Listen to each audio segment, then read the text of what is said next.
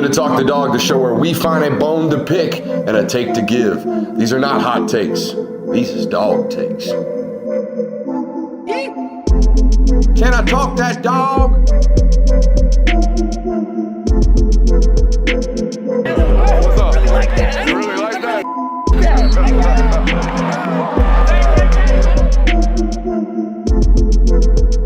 Let's shut up and grab some tape. 48.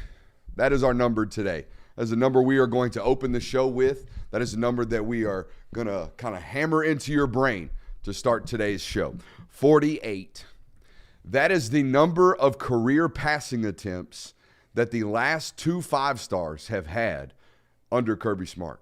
You've signed two 5-stars since 2018, okay, at the quarterback position, and they have thrown 48 career attempts, 27 for Justin Fields, 21 for Brock Vandagriff. So what can we take away from that stat, okay, because that is a pretty staggering stat, okay, one that a lot of people would probably use to counter-recruit you, okay, or to say, ooh, Georgia, 5-star, places where, or Georgia, place where 5-star quarterbacks go to die, all right? That's what a lot of people would probably use that to say with, right? 48, that's not a lot of run. It's not a lot of run for, extremely, quote-unquote, talented or highly ranked guys to get a lot of opportunities, right? Again, very staggering stat. Let's start with Justin Fields, right? I think we've come to see and maybe learn exactly what that quarterback battle was about, okay? In Justin Fields' freshman year, he had to obviously compete, and I don't want to rehash everything, but it looked to me like whatever decisions were made with that one, it looked like they're proven out to be right, all right? At least from a processing, seeing the field, might have been turning the football over, that type of deal. And I'm telling you right now, the quickest way that I have learned over the years watching Kirby Smart make decisions about the quarterback position, the quickest way to lose a battle or to not win it, all right, is to turn the football over, all right, or to have a slow processor or to be the slower processor, all right, or not to be able to play within structure, all right. If you can't play within structure, you're probably going to lose the quarterback battle at the University of Georgia, all right. That is quarterback play, right? Talent often goes second at the University of Georgia with regards to this position and with regards to making the decision of who is going to be the starter at this position, right? Again, it's processing and it's operating within structure until the structure fails, and then you have to go make a play. But that is it. That is what they ask of that position, pure and point blank, at the University of Georgia. So we already talked about Justin Fields. Let's talk about Brock Vandagriff. How do you approach it, or Clay, as they call him at CBS? How do you approach it with Brock Vandagriff? You have to really throw out the first 2 years of him at the University of Georgia. Why? Well, because he was behind Stetson Bennett. Everybody lost that one. All right, the guy that we're going to talk about later tonight as a potential first-round draft pick, maybe, all right, was the guy that lost that one too. He was the number 2 in that situation, right? So during those 2 years of Brock Vandagriff's freshman and sophomore years, all the quote-unquote developmental reps were given to Carson Beck. You have to remember this. This was the number 2 for majority of that time during Stetson Bennett's run as the starting quarterback at the University of Georgia. So all of the developmental reps for 2 seasons are going to Carson Beck while he's being the 2.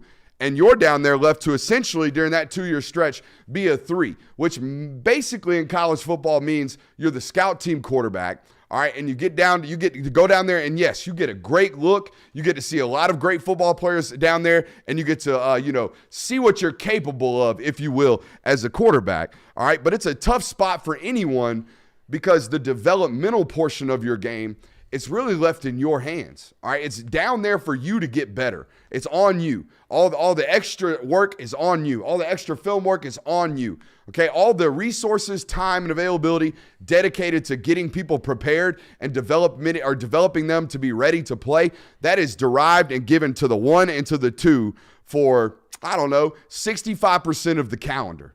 All right, the other 35% of the calendar is your time, right? Is their time to try to get you to develop, okay? So now after all these 2 years of really being the 3 at the University of Georgia, okay, playing behind Stetson and then playing behind Carson, we're really going to only give you 9 months to catch up ground Because that's what it really was, right? You had these 2 years of run where Carson's the 2, getting the developmental reps, presumably ahead of you, all right? And then you have 9 months, the January from when Stetson's done, when he walks off that field against TCU, until September.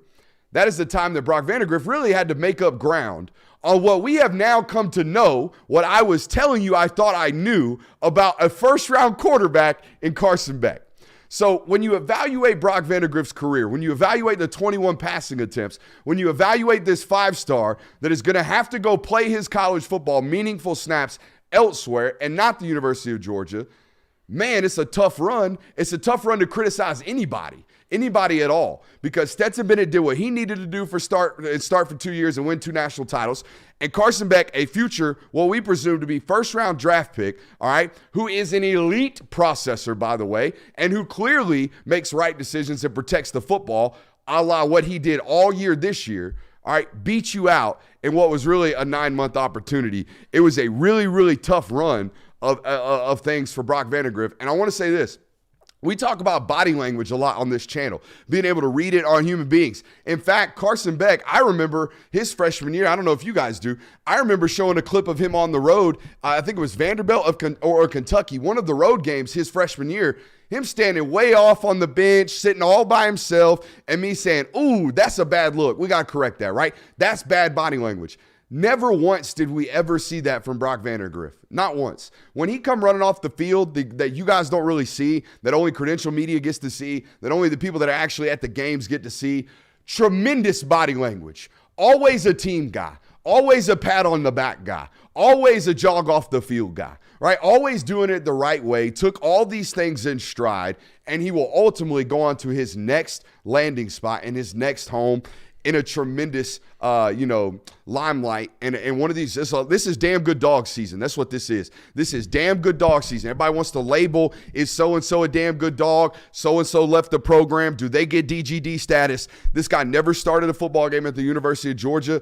I, knowing what I know, would label him a damn good dog because he did everything the right way and took his L's like a man, all right? And now he's going to walk out and go start somewhere else and probably have a tremendous career. Yeah, I actually remember the first game of the season this year. As soon as Carson Beck got his first touchdown, Brock Vandagriff was the first person to meet him off of the field and congratulate him about it. That's a film guy observation right there. I love that. You might get your certificate today. Oh, I get a film guy certificate? You might get your cert for that. That's a film guy certification worthy observation. You know, that's the minute details we pride ourselves on here on this network. Dude, you just made my day with that. I'm sorry. You made my day. Freaking that means I'm about teaching that. you right. You know what that is? That's you sitting in the booth with me at the Natty. That's what that is. Amen to that. That's what that is. You can learn a lot from that. That's absorbing it. Yep. You got anything, Kirby? Yeah, no, I mean, I tweeted this a little while ago. Brock Vandagriff is definitely one of those guys where the transfer portal leaves a lot of bad taste in fans' mouth. Oh, this guy left us, he abandoned us, or he didn't do the right thing. But I don't think Brock Vandagriff is any of that. I think he's going to leave in good graces with both the UGA fan base and the rest of the coaching staff that he was with. So there you go. All right, let's talk about actual potential landing spots. You want to do that first? let's hit it. I want to say this. I spent a lot of time evaluating Brock in high school. Mm-hmm. A lot of time. And I honestly want to save my evaluation for how it panned out to actually see him play, because we got to see some spring game stuff and we got to see, the 21 pass attempts in limited time or whatever. But every portion and every part of the evaluation for me with Brock was always going to be based off his ability to remain a football player. If you watch this guy in high school, he was a quarterback. But he was a football player playing the quarterback position. This is a guy whose freshman year, all right, they knew he was going to be a dude. They did. But they needed him to play wide receiver as a true freshman. So you know what he did as a true freshman? He almost led their team in receptions as a true freshman in high school. Yeah, it was single-A high school football. But everything about this dude, 11-2 in the 100 in track, 6'2", 220 pounds, running 11-2. Okay? Everything about this guy was always going to be about, hey, you're never going to be able to evaluate it without the whistles. You got to be able to play, let that guy play football, not let that guy practice football. You're never going to be able to truly see what the dude's got unless you allow him to be a football player. Mm-hmm. And you're never going to see that. It's why The quarterback evaluation process, guys, I think it's one of the hardest things, and it is the hardest thing in this sport to do because of this, what I'm talking about. The live bullets, they never allow you to have them, ever. He's gone 3 years without getting hit, essentially, because even when he gets into mop-up duty, again, it's not like he's out there really operating offense. Mm-hmm. Yeah, and that's why it's always so funny to me when people get into the conversation of like, oh, well, we need to be starting the backup quarterback or blah, blah, blah. Like, during that whole conversation, it's like, you say that and you assume that he is better because of what we know, what he did in high school and whatnot, and what his rating was coming out of high school. But we don't know at the collegiate level. We have never been able to see that. And I'm not saying, obviously, that Brock Vandagriff was not worthy of being a starting quarterback at the SEC level, but it's just the unknown. We don't know yet, and we will get to find out this year, though, what he is capable of, and that's an exciting opportunity for him. Yeah, it's going to be really interesting to see what he can do when he's finally given that one reps opportunity, where you're finally getting reps with the ones where you finally have a chance to be the starter. The thing I never got was how people criticize the coaching staff and Kirby Smart for misusing him. I mean, the misusage? Yeah. How do you misuse someone you didn't get to use? Well, that's even the thing. People are like, oh, we need to do packages for him. We should have had more red zone packages for him because he's a running threat and adds another hat. Do they think that would have kept him around? I don't think so, no. I don't think if you give Justin Fields 3 more fake punts, he stays at UGA. Like, I don't think packages are what keep a quarterback around. But obviously that's a main argument. So I think one thing we should have learned, or I should ask this. I shouldn't say we know this. Can you apply the immediate success that Carson Beck had and the obvious signs of development that Carson Beck had to a guy like Brock Vandagriff? Can you say that, hey, Carson clearly had a timing and a feel for the speed of the game, at least, right? How it looks, what it feels like, because of who he got to practice against every year and throughout that time. Because this is a guy that spent 3 years practicing against these dudes, going against these dudes. So you're going to at least feel comfortable by his absorption of the level of speed difference. This isn't like when you get a freshman in and he's got to go play for the first time, because this dude has seen what college football looks and feels like, except for the hits. But I mean, even to Carson Beck's thing, there's not as much you can quantify with development in his game because he only started for one season. Like, if you go back and look at Stetson Bennett from 2020 to 2022, you can see real in-game development there. Whereas Carson Beck, I mean, there is development obviously that went on from his freshman year to his senior year, but it's not quantified in the field of play just because he wasn't out there and, like you said, getting live rounds.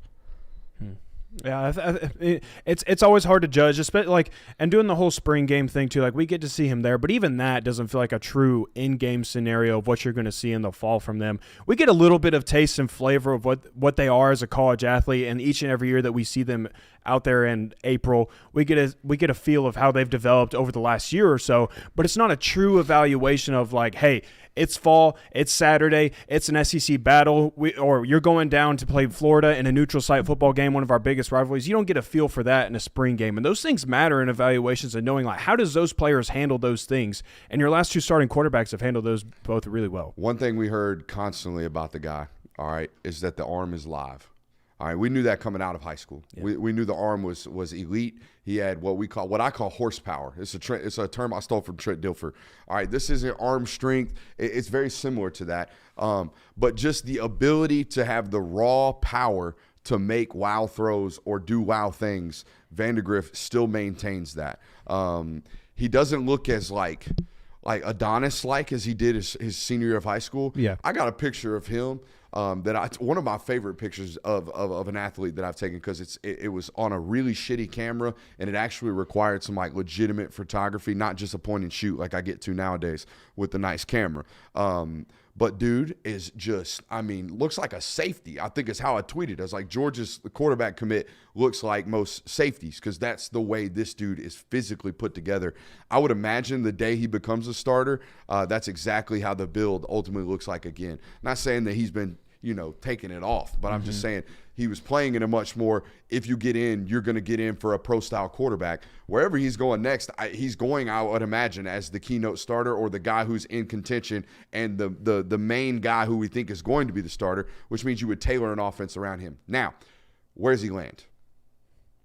I mean, all signs point. He's got 3. All apparently. signs point to Kentucky. Correct. Really. South Carolina was another. South Carolina has gotten into the mix. Let me go ahead and say this. I would not even flirt with that option. I wouldn't either. You'll be running for your life the whole time. Yeah. All right. And I don't think he's as good at, I shouldn't say that. We know Spencer Rattler figured it out, but it took Spencer Rattler 2 years to figure it out, how to operate and successfully operate, efficiently operate within that system of constantly under pressure. Mississippi State apparently has gotten in the mix from some of the reports I've seen. I think that's just jargon. I think the other two teams have found their way in the quote unquote mix to maybe cover up some potential tampering on Kentucky, because it was so fast. It was so fast. Kentucky. Even the people that broke the news was like, won't be in the portal long. You know what I mean? It was like, think he might find a home pretty quickly. Wink, wink. How about them Hoop Dogs up 16 at the half on Georgia Tech? Hey, Mike White, give him 3. That boy gonna have me answering questions about hoops on radio stations. I'm not gonna know what the hell to say. Sign me up. Yeah. Hey, welcome in. It's a loaded show for you guys tonight. We're going to talk about the dagger, all right, the 4th and 4, the knife in the heart, the SEC Referees Committee. Officiating Committee. There you go. Officiating Committee made an announcement or released some statements on that today. We have the all-SEC list. We're going to reveal it to you guys tonight, talk about some of our do's and don'ts or our nitpicks on that. Stetson Bennett has some jokes on social media today. We thought we would laugh along with him. And then we're going to play a new game, a new off-season. Not saying it's the off-season because there, quote-unquote, is no off-season. I see a bunch of people in the chat right now. So you guys are showing up and showing out. But it is bowl season. Things are slowing down, if you will. We're going to add in a little Gimme 3. We got 2 hours to fill. All right, these are Gimme 3 non-sports related topics.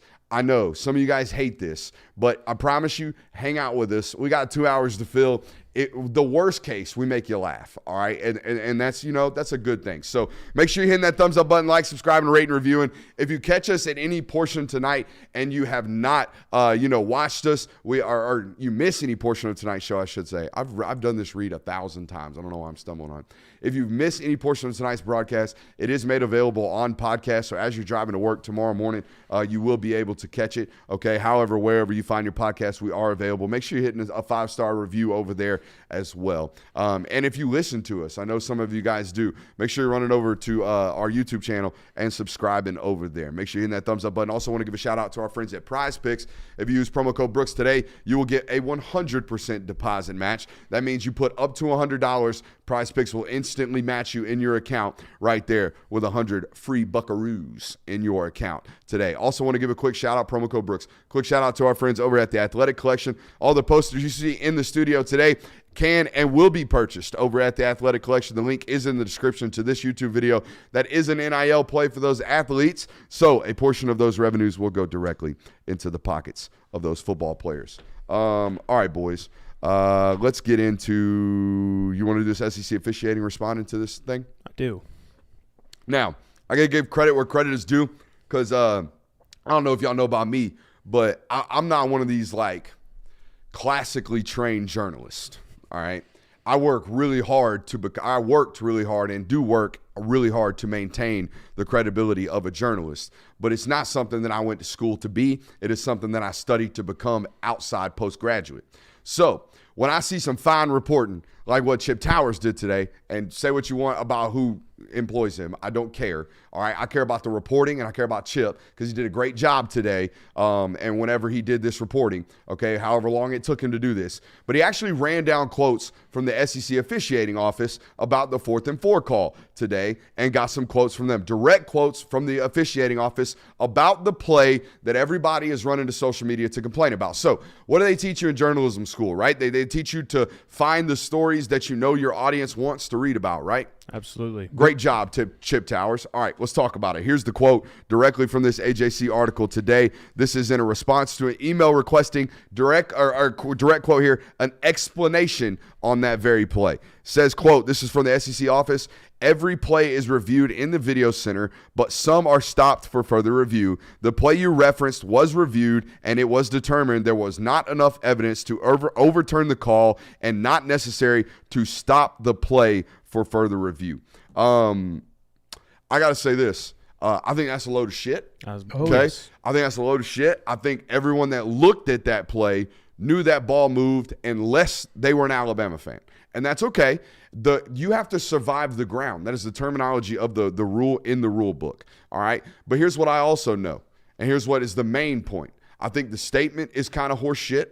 Okay, not horseshit. It is not kind of horseshit. It is horseshit. Okay, but the most important thing about this is there is no way in hell the officiating crew is ever going to come out and say that they got that wrong. So this is why you got the statement that you did today. But I want to show, because we found out that we have this, I want to show the audience, and if you have any type of visual issues, just go away. This is what the actual, video crew has in their, studio. This is what it looks like, essentially. Show them that. Okay, look. See how we got all these angles, class. We got all these angles of the live play. And they told us in these quotes, every play is reviewed. All right? Every single play is reviewed. I find it absolutely impossible for a FCC or any officiating crew to be in that room with all of those views and come to me and tell me they didn't see anything at least worth deeming a stoppage of play. That to me is horse crap. All right? But bottom line, there's no way in hell they're ever telling you they got it wrong. So that's why you are where you are today with this reporting. I mean, heck, Gene Steratore, the CBS rules official that they have, and they tap in every time a big call is made or a play needs to be reviewed or whatnot, they get his opinions like, what do you got for us, Gene? He came out and said after the game, like, yeah, that play should have definitely been overturned. That was not a catch. And this is where I disagree as well. Is like, you're telling me that, so after Gene said that after the game, after he had time to evaluate the play, look at the replays and whatnot, and he determined that ruling, that within the 35 seconds that play happened in the next snap, that the SEC officiating crew determined without a shadow of a doubt that was the actual rule. Like, oh yeah, we're good. That's 100% a catch. We're good to move on. Like, that's just bullcrap. I don't like being lied to, man. The chat has a tremendous comment right here, and it makes me think of a childhood memory. It said, "This is what a horsefly sees." He's talking about the view we just put up. Do y'all remember the hit Disney movie Racing Stripes? Yes. Yeah. Yes. You remember the multiple scenes where they show the horsefly? Yes. Yeah, man. Racing Stripes, great movie. Tremendous movie. Yeah, good callback. Also, don't think a zebra could ever outrun a horse, but nonetheless. Hey, if you're blessed, you're blessed. Maybe he had that special twitch. Maybe. Who knows? Maybe he was like, maybe he's like Lad McConkey.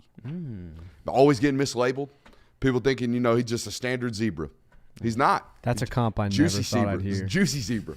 Racing Stripe zebra. Go ahead. But yeah, now going back to this SEC thing, this one feels very similar to Tyler Simmons was on sides. Lord. Where they weren't going to come. There's no way in hell they were going to come out within a week of the game, not even 4 or 5 days, and say, yeah, guys, listen, we looked at it, we reviewed it, we messed this up. We really fudged that one up. Yeah, they're not going to. They came out and said, hey, we reviewed it, it's a catch. There was nothing we saw in that time. They did that to cover their ass. This is something where 4 or 5 years from now, when the outcome of the game is so irrelevant, and they're going to say, hey, yeah, listen, we actually did kind of mess up, and we're sorry, but there's nothing you can do now. I don't think they ever copped to it. Well, that's what they did in the 2017. Now, I remember the ref came out and said, hey, basically, yeah, he was on sides. I messed that call up. The ref, but not like an actual official statement. That's probably they're not going to give. Probably dude got asked by a reporter one time in Birmingham on the street when he was getting coffee. Yeah, but I mean, still, you'll see something like that in 4 or 5 years where they go, yeah, actually, that wasn't a catch. We messed up.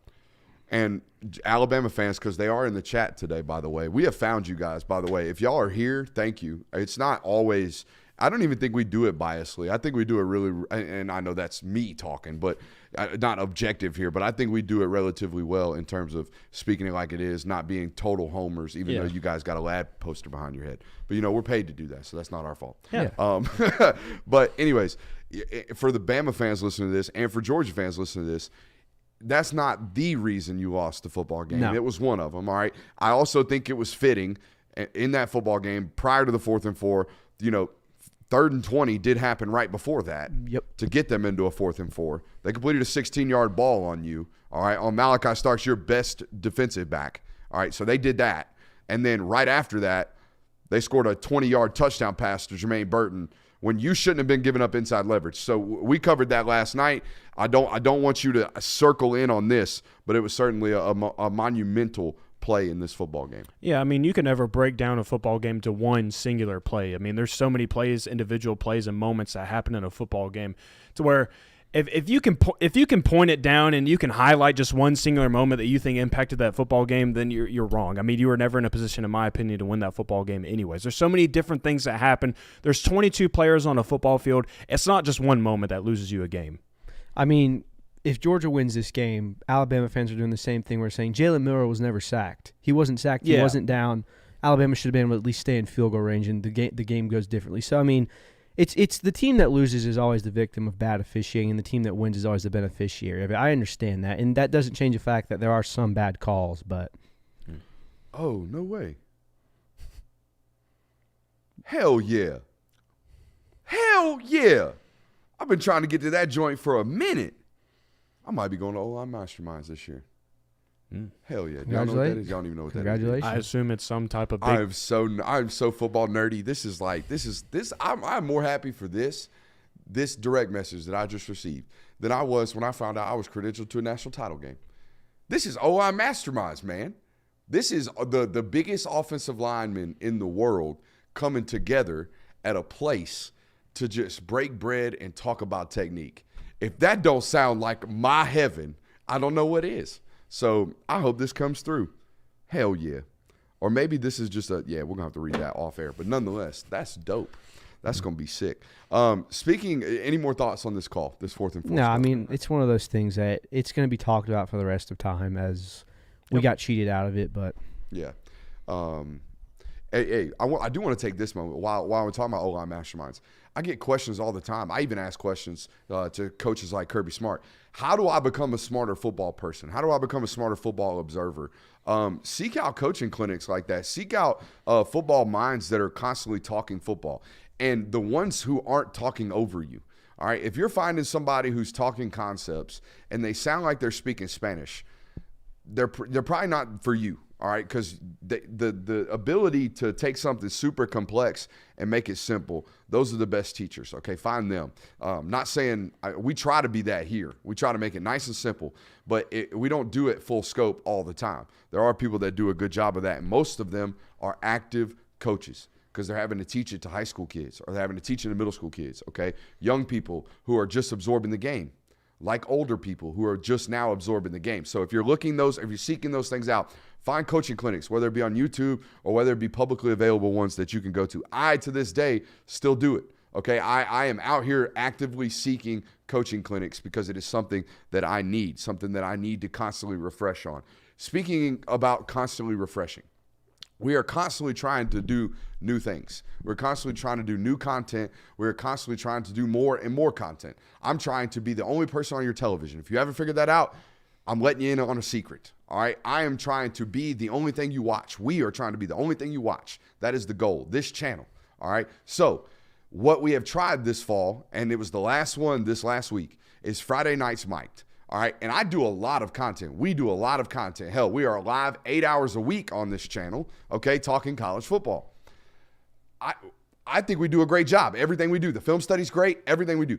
I think Friday Nights Mic'd, objectively, is the best content that we do. It is the most entertaining. It is the cleanest, most professional-looking stuff that we do. And by God, we got one of the nicest studios on YouTube.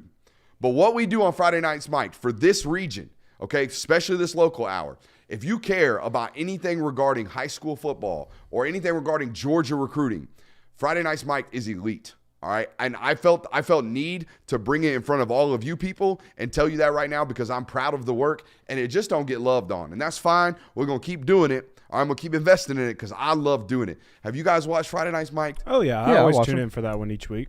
I think it's great shit. It just doesn't get pulled every single week. It's touch and go, I should say. This Kobe White one did okay, but the Friday Nights Mic'd stuff is just not getting the love that I think it deserves. I just wanted to say that. You need another fight post-game. I do need another brawl. And I need the GHSA to stop acting like this is. Never mind. You can't get into a state championship game nowadays. I'm gonna get into a state championship game, but it is extremely hard to cover a state championship game in the state of Georgia, and that's a shame. Shouldn't be like that. Now, it shouldn't be like it is on Friday nights. I'm not saying you should invite everybody out there. All right. Because some of these Friday night games be getting crazy with how many people on the sidelines of the high school game. But anyways, Friday Nights Mic'd, please watch it. I think it's great stuff. If you don't even watch it, just go comment and hit the thumbs up button. Trick the algorithm. That's all I'm asking. Make sure you hit that thumbs up button. Speaking of tricking the algorithm, let's get into our final thoughts segment, boys. It was a season. Let's call it that. It was a season. I think that I'm not saying bowl games don't matter. I'm just saying the version, not to steal from Dan Mullen here, but the version of the 2023 Georgia football team has concluded as we know it. We can all say that, right? We've already seen 6 transfer portal entries. We're going to see draft declarations very, very soon. I promise you, that's a pop the lid scenario there. The moment somebody does it, the rest of it's okay. You know what I'm saying? Everybody's just waiting on who's gonna blink on that one because everybody loves Georgia and they all love the university. It hurts them to leave. Okay, every single time. That is very unique to your university. It's not like that everywhere else. Okay, as we're going to talk about in our national hour, because some of these schools are having guys hitting left and right. But you finished 12-1. The season ended how it ended in the regular season. I thought it would be fitting. Give me your best 30 seconds. We're in an elevator 20 years from now. How do you explain how 2023 went? Go. You worked in a first-year starting quarterback who went on to be a borderline Heisman finalist by the end of the season. Well, the offense was dinged up for pretty much the entirety of the season, so much so that your leading receiver from last year only played 8 games, and your best offensive weapon only played 8 fully healthy games, and you dominated your entire regular season, only to come up just short of a college football playoff spot. My turn? Or your turn? Got any comments on his?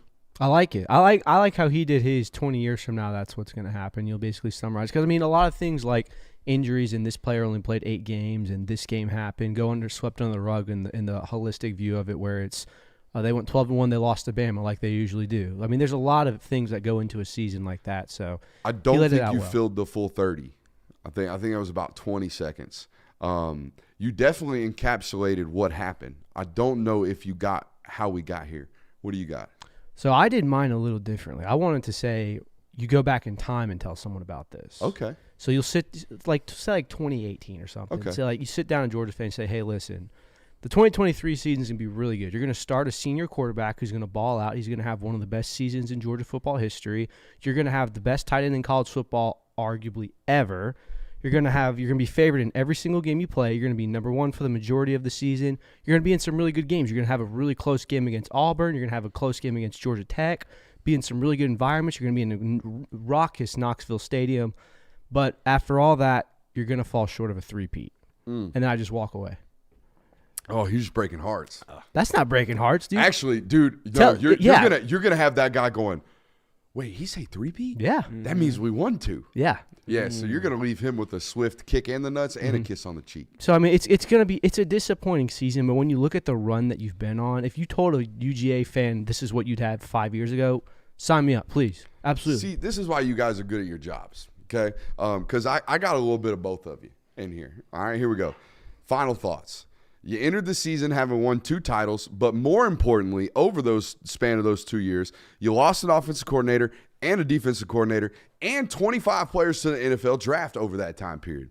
Okay, you're going to enter this year with a brand new quarterback. You're only going to be healthy for really 1/2 against Ole Miss. Every time before that, you're going to be dinged up with a key starter. Every time after that, you're going to be dinged up with a key starter. Okay, by the way, despite all of that, your quarterback's going to break the school record. And not just break it, shatter it. Absolutely shatter it for completion percentage. And, oh, by the way, you're going to be top 5 in almost every single efficiency category, including third down efficiency. All that concluded, it's going to be another year that gets you on the verge of the college football playoff contention, would be in the college football playoff contention in every other season, excluding this one, okay? And you would have been in that college football playoff, and you would have done really, really well because you would have ultimately gotten healthy for the first time all year. But this time, you're 12-1 and a 3-point loss. Your only loss of the year keeps you out of a college football playoff. That's how I would have done it. I think you did a good job of, I think it's important, when Georgia fans look back on this season, I think the best thing you can look back on for this season is just kind of recognize everything that you had to overcome this season. 25 draft picks over the last 2 years. Your health, you weren't really ever healthy for a singular game. Even at the beginning of the season, you had tons of injuries. So I think it's important to realize what you did to get here, what it took for you to get here, and how you seemingly never missed a beat until the final game of the season where another team played their best game of the year. And even then, we talked about it last night. I went through all the things that cost that football game, right? We talked about they were more physical than you at the line of scrimmage. They had better adjustments as a coaching staff than you. They executed for a 4-quarter basis better than you guys. You made more mistakes than they did from not only a turnovers perspective but a penalties perspective. And they won the game by 3 points. It's not like they walked this one away. Yeah. I thought Kirby after the game, talking about how proud of the team he was and talking about how much they fought all season long. In the post-game press conference, he mentioned how even in that football game, they were down 10 twice and managed to, come within 3 points at the end of this. So in totality, and he talked about it all year, how able that football team was to take a punch. I thought we really – last year, everyone expected them to have depth issues. You lose 15 people to the NFL draft, all this stuff. I thought this year we really saw the deterioration because how could you not when you have 25 guys go to the NFL? Well, not even that. The enamel of this team was ripped away because we had so many injuries. Yeah. Like you have depth issues, one, because you've had so many draft departures, and then on top of that, your starters are now getting hurt.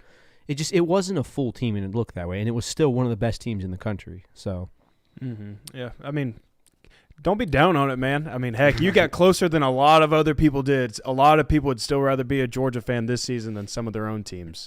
And I tweeted about it today. This might be this definitely is not the first time you've been left out of the college football playoff, but it's definitely the last. yeah. I don't see Georgia being outside the top 12 ever. Kirby Smart Now, has they have 3 tough games next year. You can't tell me they're going to lose all 3. Yeah. And if they win one of the 3, they're already in the top 12 because they're an SEC team. If they're 10-2, as we saw with Missouri this year, they're going to be a top 20 or top 12 football team. Top 11 is what you have to be because the 12th one's a fairness play, a liberty play.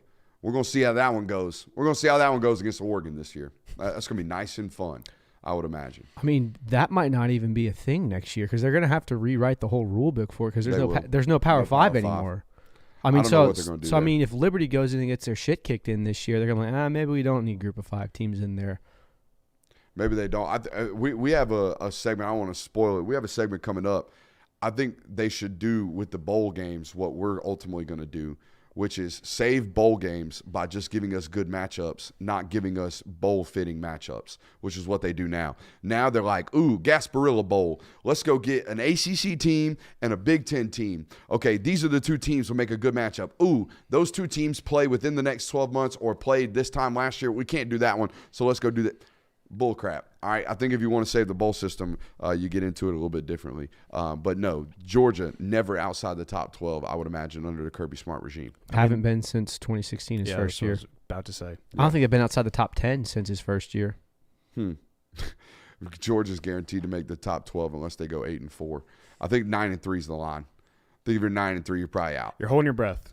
You're You're definitely holding your definitely breath. on the fringe. Yes. You might be first two in, last 2 out. At that point, you're on that graphic. At that again. point, the conversation is probably like, but it's Georgia. Like, it's Kirby Smart in Georgia, so we still have to consider eye test. We'll have to use the eye test. All right. Chick-fil-A spicy chicken sandwich, purge valves, or Pat McAfee. What are we? Are we Gonna picking go one? Pat McAfee there. Yeah, just pick one. Purge valves, Pat McAfee, spicy chicken sandwich. Yeah, I'm gonna go Pat McAfee on that one. All right, Pat McAfee. I'll go purge valve because I don't know where this is going. Well, I want to talk about Pat McAfee. Okay, let's talk And I'll about take Pat chicken McAfee. sandwiches. I guess. We're going to talk about Pat McAfee. So Pat McAfee did the thing today. I want to read this quote. Everyone knows he's been on campus multiple times. I think multiple times this year, right? Or just once? A couple Game day came times. to Athens once, and then he was in Athens Friday live from the Game day Myers came- Quad. Game day and then came to Athens twice, I think. So he would. once. They were at the SEC championship game SEC too. championship game, but he was not in Athens. He was in Athens once this year. All right, so either way, came to Athens, called the dogs, said he loved this town, said he loved any fan base that barks at humans, called the dogs when he got back to his studio in Indianapolis, did the whole thing. And then went on First Take this morning and said this, quote, Georgia fans, they did not love me. You got to remember the whole narrative all year was that because my show came to ESPN, obviously, ESPN fired Steve Young. We fired all these people that were here and were great people at ESPN, and it was all my show's fault. And then on game day, David Pollack got let go. David Pollack, who I am a massive fan of and is one of the greatest Bulldogs of all time, a dude who is very good to me. Obviously, I took his spot. So Georgia fans all year, not necessarily the biggest McAfee fans. Now, with that being said, I was very nice to them. I was very cordial to them. But in the biggest moment in front of all of them, it wasn't a nice little reminder that, hey, you guys can all go to hell, for what you said. And then Alabama wins. That was a huge ordeal. It was always better that way because Georgia wins. Then I have to live with that forever. So told Georgia fans go to hell today, and told all you guys that kind of sick and tired of all the, hey, Pollack needs to be back on game day. You suck. This is a bad move by Pat McAfee. And look, this is coming from my perspective. When game day came to Athens, and I've been one of those guys where it's like, I don't really know if I vibe with Pat McAfee on College Game Day. His show alone, I can rock with that. I think he does some good content. I think he does great stuff for the NFL and whatnot. But on College Game Day specifically, I don't know if I was really vibing with it. But when he came to Athens and he was calling the dogs and he was doing all the right things, I was like, all right, I kind of rock with this guy. Sucker. He's buying into the environment and everything, and he's doing and y'all are messing me up and making me jump all over the place. My bad. Anyways, but I was like, okay, he's doing some good stuff. He's trying to get some buy-in from the fan base. Like, hey, I'm here for you guys. I'm here for the entertainment.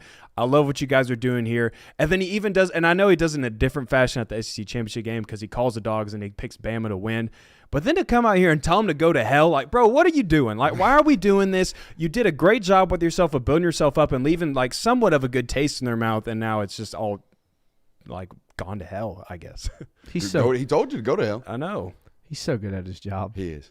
Like people don't understand that Pat McAfee is an entertainer and a personality. And this is nothing short of what a WWE heel turn was. Like, man, damn it. I was going to come in with that. That's what he is. Yeah. He was heel turning. Yeah, that's all it was. Like, he spent the entire season, hey, Georgia fans, I love you. You love me. We're going to do this. And then I'm going to flip on you last second. And everyone's going to be shocked and go, oh, my God.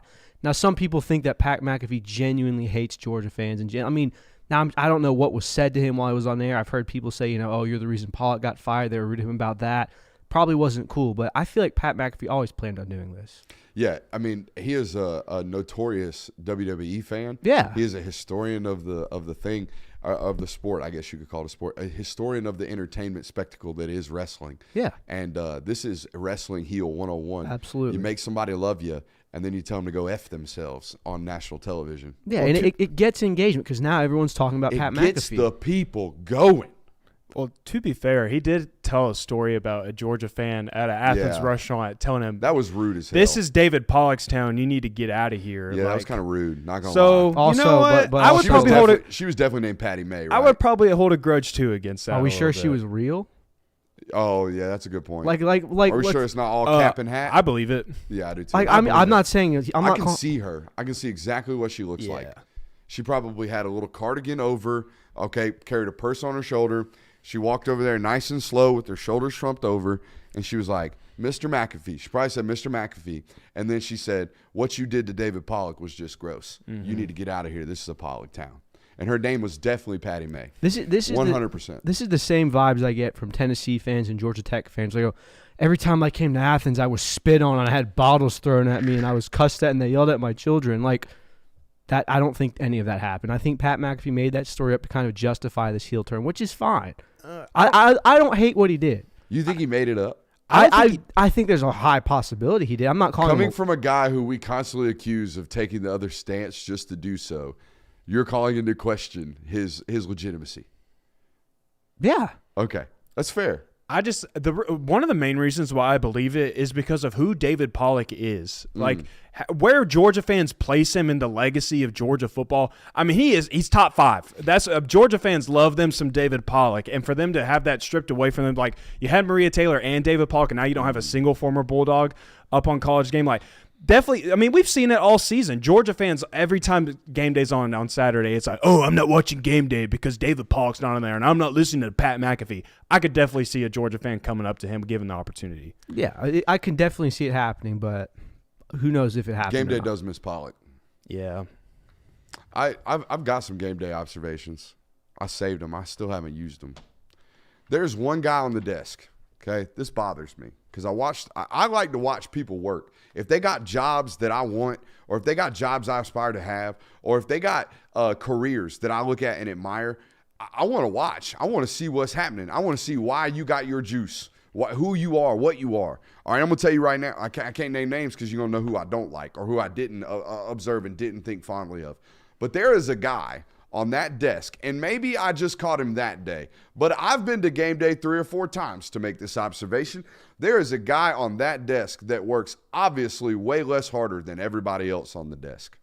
I'm just going to leave it at that. So, yeah. And it wasn't David Pollack, and it isn't Pat McAfee. It's Kirk Herbstreit's dog. Yeah, Ben's a lazy joker. Ben's a lazy joker. Apparently, I'm getting slandered for calling David Pollack top 5. Is he not top 5? I don't know. Apparently not. Pollack's not a top 5 dog in people's opinion? Apparently not. So my apologies for that. I mean, okay. I've heard people that played with and against Pollack say he's the best defensive end ever in college football. Yeah, people say he's one of the best college football players in general ever. Yeah. So that's weird to me. Do we want to talk about this? What's up? I was about to say, we can talk about one that is considered one of the all-time favorite dogs, and him making jokes today. Oh, Stetson Bennett? Is Yeah, he even a let's top do 5 this. dog? Yeah, 2 natties story. Yeah, definitely a top 5 dog. I think he'll eventually elevate himself into that. Probably not this time last year, though. Stetson? Oh, my God, he was so hated. This time last year? No, not this time last year. 2 years You're ago. talking about post 2021. parade? Yeah. Or you talking about post He championship was parade? he was so hated last. Like people don't forget. Oh my, real classy Stetson. Yeah. Kids come. Yeah. So Whatever. and either way, irrelevant. Let's. What does he do? What did he do? The chat's in here arguing whether or not Pollack's top 5. He's definitely a top 5 dog. Do you want to go to the board with this? Did we say we were going to the board with this? Yeah, pre-show, we got it right? pulled Let's up go. right now. All right. Any chance we can flex the studio, we're going to do it. We doing oh yeah, here it is. So this meme went viral today on Instagram. It was an Instagram post from who? College football, like So ESPN college football. One of these accounts. Yeah. It was an Instagram post from one of these Instagram accounts. And the caption was, look at the experience of all these Heisman Trophy finalists, was it not? Yes, that's exactly what it read. That's exactly what it read. And it was like admiring all this time that all of these guys have been playing football. And I've heard it. You know, I've heard Bo Nix get all these compliments, and people use it as like as a reason that Bo Nix was so successful this year, and not as a reason to deteriorate his play at all, right? This, Bo Nix breaking records for most career starts. This dude been playing college football for 6 years. And our guy Stetson last year was getting all kind of smoke for being a 33-year-old playing college football. And my man hopped up in the missions with this meme right here. Now, I would assume, we were kind of talking about this pre-show, I would assume this is him being like, oh, y'all done switched up. That's what For y'all sure. done did. Y'all done switched up. This is definitely him saying, "Oh, it's good to have played in the college football 6 years Yeah. now." Because the entire excuse last year was, "Oh, I would be good if I was Stetson Bennett and I played college football for 7 years. No wonder he's a Heisman finalist." Initially, I took it as him being sarcastic and using that gif as like, oh, what the heck? Like, why do these guys have all this experience? Like, what? That's weird. And then, but now that you guys talk about that, I think that is how he initially put it as like, whoa, hold on now. This is not how we talked about these types of players last year. Stetson Bennett, a notorious social media ghost during Yes. his time at the University of Georgia. Since he's gotten, well, he had his account on Twitter hacked by what was obviously a crypto scammer. But since he's been on social media, he's kind of been really, really good at it. Anytime he gets on there and he posts anything, it's a banger every time. Like, he uses it very strategically and very selectively in a very good way. Big quality over quantity, guys. Yes. Absolutely. Not a Kobe Bryant method with him. He's not getting up shots every day. No, not the RG3 method. Yeah, oh my God. I tweeted about that one. Every take from RG3, the hottest take available. The hottest take. While we're up at the board, do we want to talk SEC? Bring it on. All SEC. So the All SEC was announced today. It should be on the Chrome tab. Should be on the Chrome tab. Let's pull. Ooh, look at my boy. The one on It's the not right. Click on that again. The right. Yeah, that one. All right, so here's the All SEC. Let's go through it. Jaden Daniels, a great, solid pick there. Both running backs make sense, right? Cody Schrader and Quinshon Judkins. I believe they led 1 and 2 in rushing this year in the SEC, so that all makes sense. Zoom in so that people can see the list. Oh, my bad. Can you not? Oh, there you go. You got a camera over there. Malik, where you at? You're over here. Okay, here we go. Malik Neighbors, Luther Bird, no objections there. They only get 2 receiver spots. That's weird. Why don't they count it 11 personnel? Why aren't they in 13 or 3 wide receivers and 2 tight or 1 tight end? That's weird. They left a spot out. How about us? Well, they took 2 running backs, so maybe they're in 21 personnel. I guess so. But it's 2023. We should be in 11 personnel. I agree this with is that. stupid. Okay, I didn't vote on this, so it's stupid. Brock Bowers comes in at tight end. That makes sense. All right, here's the offensive line. Cedric in at center. We're checking that off. Tate Ratledge at guard. Congratulations to the boys right there. Javon Foster, offensive lineman from, is that the right tackle from Missouri that we were highlighting during our film study? I think so. I bet it is. J.C. Latham from Alabama. I like that selection as well. Okay, so we're all fine there. No objections. Anaya Smith, all-purpose. That makes sense. Darius Robinson, defensive lineman. That's the guy that we picked out in film study, said he was a dude. James Pierce, guy we picked out in film study, said he was a dude. Justin Igbagbe, he showed up in the SEC championship game. We kind of went into that matchup saying their defensive line was wrong, so I missed on that one. Landon Jackson, this is a fun story. This is the guy that went viral a couple years ago down there at Orlando for looking like a goof in some of the drills, and he basically led the SEC in sacks this year. So shouts out to that guy. Edgerrin Cooper, linebacker that flashed on tape this year. Dallas Turner, I dislike this. He is not an inside linebacker, yet he gets matched up with inside linebackers. Dallas Turner is an edge defender. He's an edge player. Again, this is the voting system not catching up with how football is played nowadays, which, if I'm to be a dick here, kind of calls into question the voting system. Yeah, a little bit. Okay. There's no edge position, is there? None. There's 4 down linemen. So they would just go. You put D line. Yeah, you just put that in the D. Yeah. You just put this is a defensive end. This is an edge rusher. This is a defensive tackle. This is an edge rusher. Like Dallas Turner should be in this mix, which would allow for Smile Mondon to be in this mix. Yes. You know what I'm saying? Edgerrin Cooper, Dallas Turner, Nathaniel Watson there. Now the defensive backs, I understand why there's 5 here and both corners from Alabama get picked. Y'all can make the case for Kamari. I've already been on record saying I would draft these 2 guys ahead of him because of physical traits, so I can't really argue. No, I think it's fine. I mean, I think it's marginally slim as to those 3 guys. Who would you pick? I think you get any one of them, you get a lockdown corner. So, yeah, that's the one I was about to just hit on. How about a true freshman being first team All SEC? And I don't was know Malachi last year? No. I don't know if I necessarily believe agree so. with that. You don't? Not necessarily. Who would you go? Bull? I would say I would say you could take him because like Caleb Downs is going to be one of the top SEC freshman lists, all that good stuff. Like because he is. I mean, he's a phenomenal player. Freshman of the year. Yeah, and I think that's where you could maybe put Kamari Lassiter instead. All right, so now we're getting into specialists, and here's second team. So Carson's second team quarterback, Xavier Leggett, Brian Thomas. I'm okay with both selections there. Ray Davis, Jaquez Hunter at the running back spot. That makes sense. 3 tight ends make all SEC team. That's weird. How does that happen? Because they tie. Yeah. Do you see the asterisk? I see the Asterisk means asterisk, tie. but, Yeah. I mean, how can we have a 3-way tie? Because the 3 people had the same amount of votes. I'm well aware of how ties work. I'm saying, how many ballots do we have for the odds for them to all come back? Hey, 20 votes for all 3 of them. That's a little bit weird. Whatever number is divisible by 3. Thanks, bud. Tyler Booker, Xavier Truss, Emory Jones, Layden Robinson. I'm not 2 teams deep in my offensive evals, to be honest with you. Eli Cox, a good center from Kentucky. Nazir Stackhouse didn't play like a second teamer on Saturday, but did the other football games, as did Michael Williams. Princely Uman Milan, a name around here, right? Yeah. A name around here. Shamar Turner, I disagree with that heavily. Shamar Turner was one of the best defensive linemen in this conference this year. You can't tell me otherwise. But again, mislabeling some stuff here.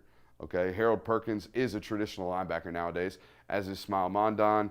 And then there's Tyke Smith and Kamari Lassiter. Still no Javon Bullard. Very surprising. Wow. Yeah, he didn't get a lot of love. No, I think Javon Bullard people came into the season like, oh my God, he's going to blow up the stat sheet. And no Georgia DB ever does that. So you got to a point where Tyke Smith had 4 picks. Malachi Starks consistently jumps off the page with what he did, and then Javon Bullard's still a very solid player, but might not have those statistics. Well, yeah, and I think that's exactly the case because, like, when you're putting in these ballots, obviously not every single one of these voters is watching every single one of these players every single weekend and going back to the film. They're going to be looking at some box score numbers and whatnot. And if you go and look at what Javon Bullard did in 2022 and you go and look at what he did in 2023, mostly because he went from playing star, a position that can heavily impact the ball, and then playing safety where he's not necessarily around the ball as much, you're going to say, oh, well, he had a down year, so he doesn't need to be first or second team. The guys are the boys are just, their takes are maturing. Just maturation right in front of your eyes. Stealing takes right out of my breath. I was about to say, you're right, man. The production should be down. Dude moved from star to safety, moved further away from the football. Now, some people will listen to that and they say, well, Caleb Downs played safety this year. He led Alabama in tackles. And I don't really have a rebuttal for you, except that I don't know when was the last time Richard LeCount the last safety to lead Georgia in tackles, or did Malachi do it last year? I think Malachi might have done it last year. Malachi might have done it last year. I would also tell you that Alabama was not very great in the explosive department this year on defense. So, and they also didn't have a great running game half the time. People are going to forget that the Alabama you saw Saturday against Georgia was not the rushing defense you saw for the first 12 games. Yeah, they had to add hats for sure, pretty consistently all year round. And guess what was the hat they added? Two. Caleb Downs. He was a freshman. I'm going to tell you right now, freshman. He was one of the best defensive backs in the conference. He turned out to be that towards the end of the year. What I disagree with is not finding a way to get Bullard on there. I do too. Like you said, it's going to be people cherry picking stats and going, wait a minute, he had 3.5 sacks last year and didn't have any this year? Oh, this guy had a down year. All right, that is our local hour. We will be live with a whole nother hour of content talking national college football. The portal is active, including, hey, Georgia fans that dip out on us in this next hour. There are names in this portal, I promise you right now, you're going to be in on. So make sure you're hitting us up on that national hour. We'll be over there in just a minute. I love you. Hit that thumbs up button on your way out.